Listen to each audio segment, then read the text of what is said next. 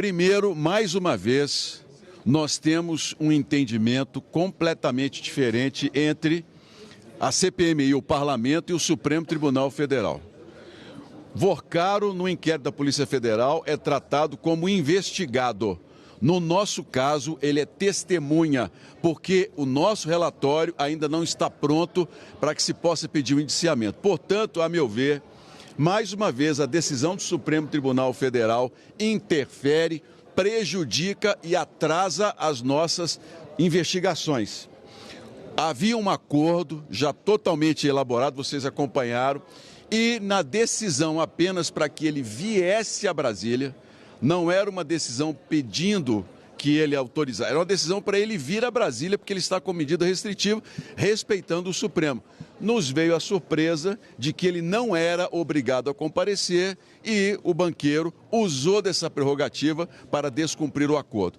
Eu estou com a Advocacia do Senado recorrendo dessa decisão, nós estamos impetrando no Supremo Tribunal Federal uma solicitação de que o ministro reveja essa posição e que o Vorcaro ele seja obrigado, como diz a Constituição, como diz a lei, como testemunha, comparecer à nossa CPMI. Presidente, qual foi o ministro? O ministro André Mendonça quem deu. Bem, se nós conseguirmos, e eu espero, reverter a decisão no Supremo Tribunal Federal, ele será obrigado a comparecer e, se não fizer, eu determinarei a condução coercitiva. Não é porque ele é banqueiro que ele vai poder receber benefícios diferentemente de outras pessoas que se recusaram a vir. Mas eu digo com clareza, o país hoje olha estarrecidos, todos nós, com o que está acontecendo, com essa interferência constante no trabalho do parlamento e de uma comissão parlamentar de inquérito. Então eu espero que a gente consiga, com diálogo, com respeito, já pedi uma agenda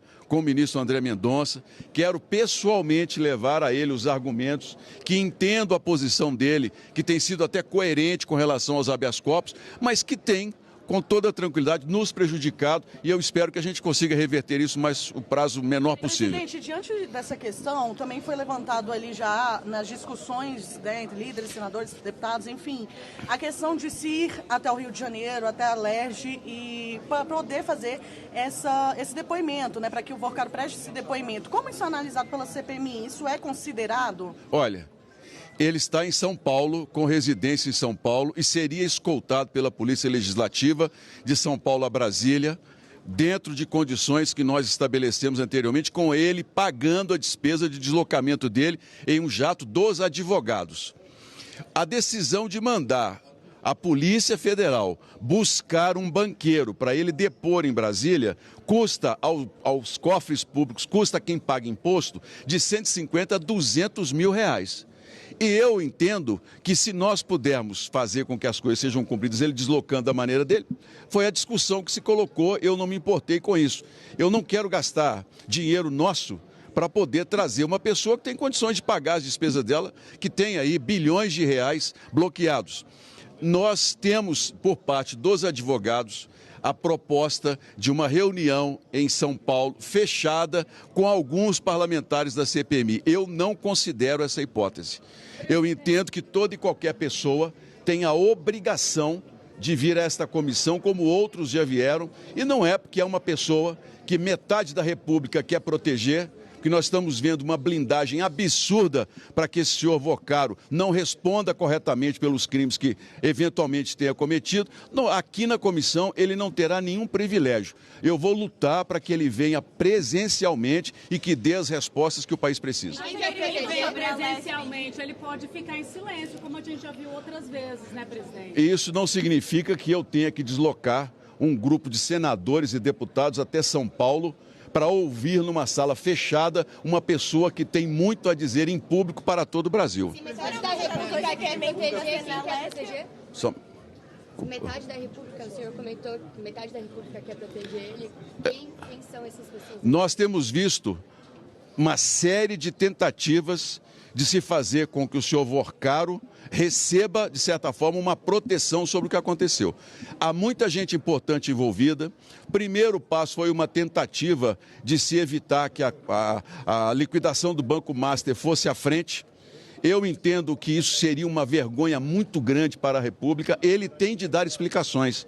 Ele precisa nos dizer como que ele conseguiu desaparecer com bilhões de reais dos servidores públicos, que tipo de influência política isso veio, gente do Judiciário, gente do Legislativo. Ele tem que aparecer e falar. Eu entendo que na comissão, apesar da nossa limitação em relação aos empréstimos consignados, ele tem muito a nos dizer sobre as influências nos quais ele conseguiu todos esses favores para chegar a esse rombo absurdo no país. Esse homem não pode ficar calado. E hoje nós teríamos que ter um esforço de todos os poderes para que ele falasse, para que ele desse ao país declarações. O que a gente espera, eu espero sinceramente, do próprio Supremo Tribunal Federal, é que colabore conosco. Nós estamos aqui para poder servir a população. Olha, nós temos quase 1 milhão de pessoas que assistem todas as sessões da CPMI, aposentados que foram roubados, pessoas que tiveram dinheiro descontado indevidamente. O senhor Vocaro tinha mais de 250 mil processos sem origem definida de desconto dos servidores. Esse homem não vem aqui para falar, gente? Que absurdo é esse? Agora, eu, como senador, ter de levar um grupo de parlamentares a São Paulo para ouvir. Por quê? Porque ele é banqueiro? De jeito nenhum. Presidente, vou lutar para que ele venha aqui. Presidente, os documentos já chegaram? O videoconferência, ouvi-lo por videoconferência? Não. Em nenhum outro caso eu abri mão de nós fazermos presencialmente. Eu quero que ele venha e que ele fique até em silêncio daquilo que é direito constitucional dele. Para isso eu vou lutar. Já pedi agenda com o ministro André Mendonça, vou levar a ele as nossas argumentações. Já hoje entramos com um pedido de revisão da decisão e eu, com toda sinceridade, espero que o Brasil se una, gente, contra esses casos de corrupção. Não é possível que uma pessoa como esse banqueiro, que tinha envolvimento com metade dos poderes, aqui do próprio Legislativo, do Supremo Tribunal Federal, do Tribunal de Contas, que essa pessoa continue impune. Nós não podemos admitir isso, isso é uma vergonha para o país. Na comissão da CPMI e do INSS, ele não terá nenhum privilégio, posso garantir isso a vocês. Presidente, e os documentos que foram... os documentos já voltaram para a presidência? Os documentos, a determinação do Supremo Tribunal Federal é de que a Advocacia do Senado repassasse à Polícia Federal e a Polícia Federal fizesse a entrega à CPMI na minha responsabilidade. Nós estamos aguardando essa entrega, ainda não chegaram os documentos, a Polícia Federal já recebeu, a Advocacia entregou na semana passada, fez toda a devolução dos arquivos, agora nós aguardamos. Eu espero que muito breve essa documentação já esteja em nosso poder para que a gente possa analisar o mais rapidamente possível. Presidente, é a favor da criação de uma CPI para investigar o Banco Master, questão do BRB, porque já tem assinaturas necessárias. E por que essa dificuldade de abrir uma CPMI, já que ele não é investigado, ele é como testemunha, como o senhor mesmo disse, na questão do INSS? Há uma discussão jurídica que tem sido frequente desde o início da CPMI, da nossa CPMI, a de que nós chamamos as pessoas e notificamos como testemunhas. Os advogados entram na justiça de que eles são investigados. Há uma clareza muito grande que nós temos um inquérito que é paralelo ao da Polícia Federal e que essas pessoas só podem ser consideradas investigadas depois que o relatório ficar pronto. Só que isso é um limbo jurídico que nós do Parlamento é quem temos que resolver nessa questão. E eu, com uma nova legislação, inclusive, as comissões vêm perdendo força desde 2012 por decisões do Supremo em que os advogados, que naturalmente acompanham, são muito bem pagos e a profissão deles conseguem, nas brechas da lei, manter pessoas distantes até da população de prestar contas. Nós temos que corrigir isso. O Parlamento não pode, eu não posso ficar só criticando o Supremo.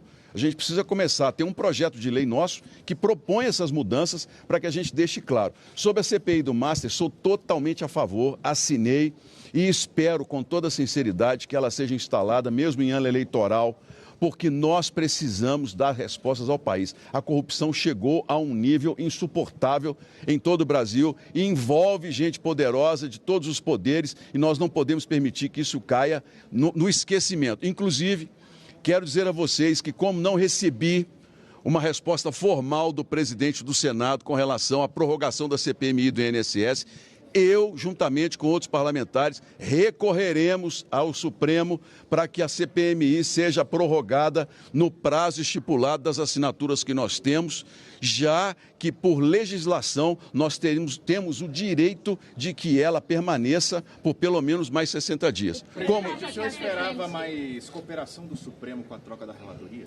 Olha, o ministro tem sido coerente com relação aos habeas corpus. Ele geralmente, todos os 4 outros que nós temos da parte do Supremo, se não estou enganado, todos deram à pessoa o direito de não vir. Essa é uma decisão que o Supremo já tomou desde 2012 e que agora nós precisamos corrigir. A legislação tem que trabalhar de uma forma. Agora, eu não entendo como que cada ministro dá uma decisão. Tem ministro que manda vir, ficar calado no que é constitucional, tem outros que nem deixa a pessoa vir, a pessoa não precisa. Olha, nós precisamos definir com clareza quais são as ferramentas que nós temos para poder investigar. E quem tem que resolver isso não são os ministros do Supremo, quem tem que resolver isso somos nós. Nós, parlamentares, é quem temos que fazer a legislação. Agora, quando nós olhamos para o parlamento, para o Congresso, a gente percebe a quantidade de obstáculos que a gente tem. Primeiro, blindagem de nomes importantes para a investigação. Pessoas que são colocadas em votação os nomes e que recebem não, apesar de todo o envolvimento que nós temos nos crimes de corrupção.